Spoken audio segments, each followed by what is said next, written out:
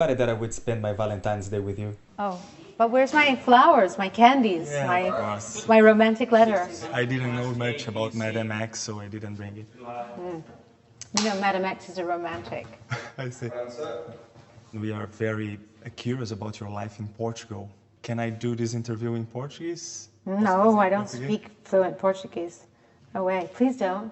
Have you learned Portuguese? Are you trying to do it? I mean, I learned enough, like, to ask directions and say hello and good morning and, you know, pleasantries to be polite. But I don't, my son David speaks Portuguese fluently, but it's a really, really difficult language. My sister speaks fluent Portuguese because she lived in both Brazil and Portugal as an exchange student. And I was always hearing her speak Portuguese when she came back, but I never understood how difficult the language is until I lived in Portugal and then when I was collaborating with Anitta, I realized that all the Portuguese and all my pronunciations were wrong, and I had to throw them out the window and start all over again. But you did well. I listened. Did I? Oh my God! Faz Gostoso music.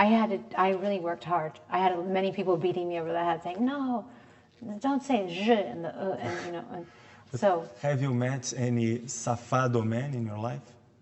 I had a safado boyfriend for 2 years. Yeah. How is your relationship nowadays? With Jesus? Yes. Very good. We're friends. Yeah.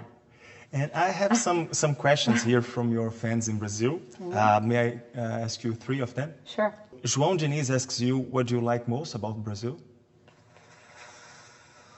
Oh, what do I like the most? The people, the music, the mountains. It's a beautiful place. Cool.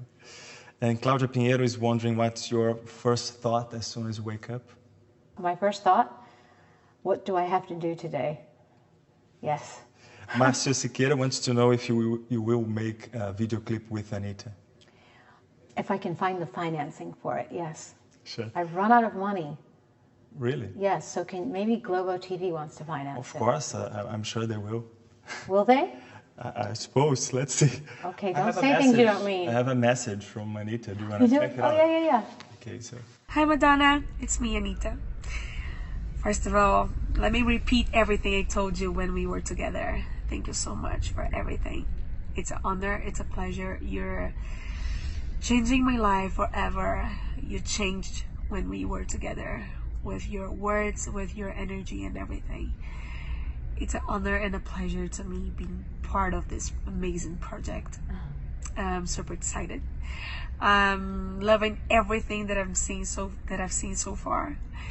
And I want to say happy launching, happy everything. I love you and congrats. Oh, and me and all the Brazilians, we want to know when you're coming to Brazil. Sure. Cute. Yes. She's great. I love her. And when you are going to Brazil, you have a plan? I hope that I could bring my theater show there. So I don't know. Let's first get this video underway, okay? Sure. Go back to your bosses. I'm not kidding. And ask them for some cash. I'll talk to them. You've been to Brazil many... You're not taking me seriously. Oh, I can provide that, maybe. You keep saying the word maybe. Maybe I could crowdfunding. Go fund me. The Anitta Could be, yeah. Faz Gostoso video. We're talking about how much, roughly? I think we could do it for like, I don't know, 300 grand. Okay. You've been to Brazil many times. Our country is changing a lot. Can you notice this every time you were there? Ooh. Well, yes. I mean, every time I go there, there's a new president, slightly different government, different politics. Yeah, I do notice. I was there recently for my manager's wedding, and I mean, in some ways, things aren't different. So I still find that people in general that I meet in Brazil are very loving, very open people who celebrate life, love music. So I know that there are a lot of people, specifically in the gay community, who are really upset about the current president and his statements and his politics about gay rights. So that part's scary, I guess. Yeah.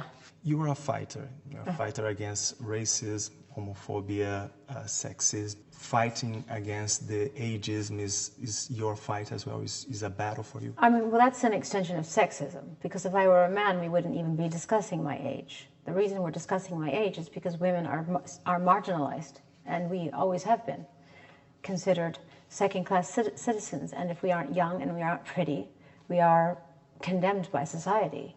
And that's very sexist.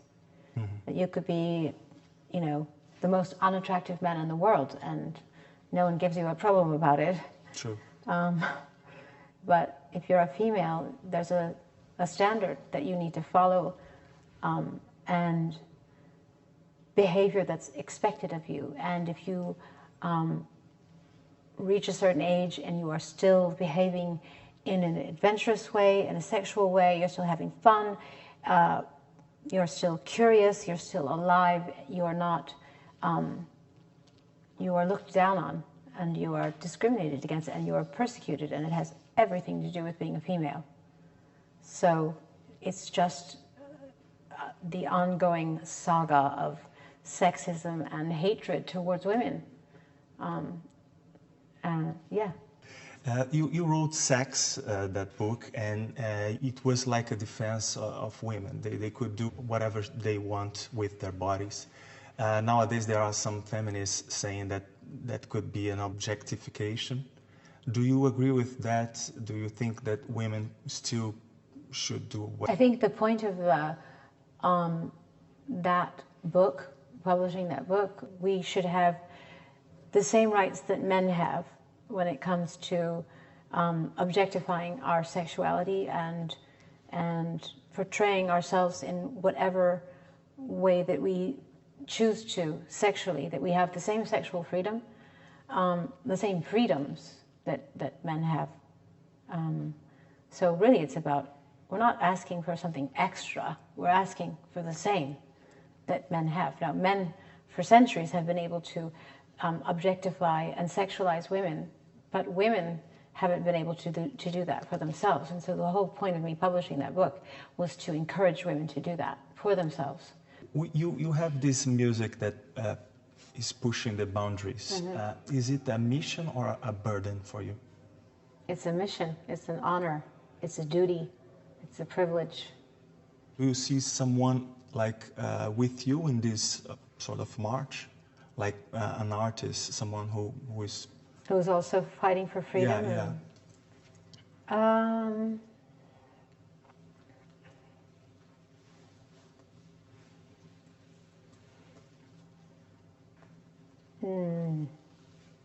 no, not really.